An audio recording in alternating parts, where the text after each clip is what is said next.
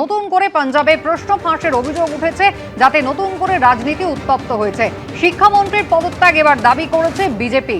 এবার কি তাহলে পাঞ্জাবে প্রশ্ন ফাঁসের অভিযোগ নিয়ে সিজেপি ফের একবার আন্দোলন শুরু করবে?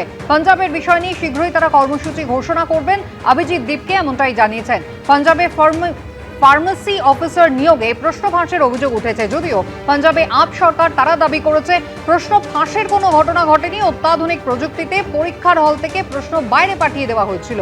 গতকালই একটা প্রতিবাদ বিক্ষোভ শেষ হয়েছে। কিছুটা সময় তারা চেয়েছেন, শীঘ্রই তারা নিজেদের রণকৌশল ঘোষণা করবেন, এমনটাই জানিয়েছেন সিজেপির প্রতিষ্ঠাতা অভিজিৎ দীপ।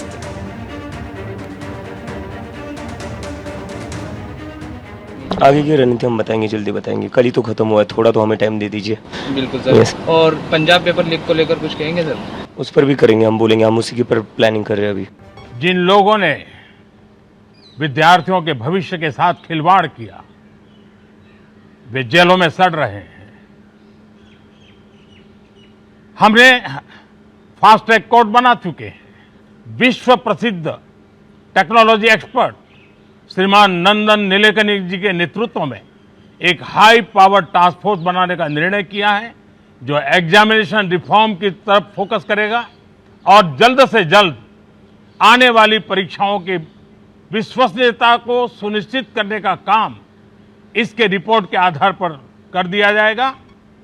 প্রযুক্তি বিশেষজ্ঞ নন্দন নীলেকানি থাকছেন এই টাস্ক ফোর্সে। আর কারা থাকছেন ইসরোর প্রাক্তন চেয়ারম্যান এস সোমনাথ, আইবির প্রাক্তন অধিকর্তা তপন ডেকা, আইআইটি চেন্নাইয়ের অধিকর্তা ভি কামাকোটি। টাস্ক ফোর্সে থাকছেন প্রাক্তন শিক্ষা সচিব অনিতা কারওয়াল এবং লজিস্টিক্স বিশেষজ্ঞ অমৃত লাল মিনা।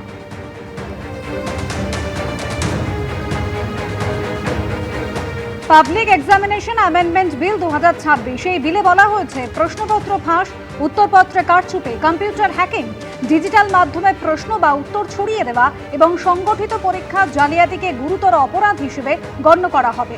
অপরাধে জড়িত ব্যক্তি ছাড়াও সংগঠিত চক্র, সংস্থা বা পরিষেবা প্রদানকারী প্রতিষ্ঠানের বিরুদ্ধেও ব্যবস্থা নেওয়া যাবে।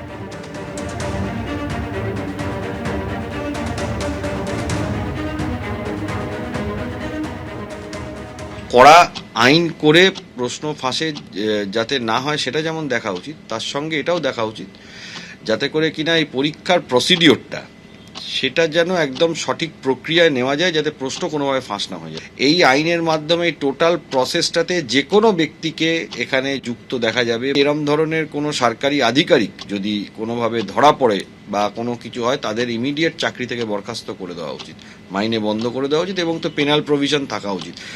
প্রশ্ন ফাঁস বিল আজকে আনছে কেন্দ্র, আর এ নিয়ে কি বলছেন রাজ্যের পঞ্চায়েত মন্ত্রী দিলীপ ঘোষ, দেখুন।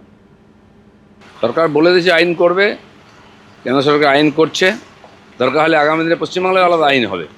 তো সেই জন্য কোনো রকম এই ধরনের 2 নম্বরই কাজ করতে জিরো টলারেন্স করবে কেন্দ্র সরকার, আর কথা দিয়েছে সেই আইন পাস করাবো আমরা। এবিপি আনন্দ, এগিয়ে থাকে, এগিয়ে রাখে।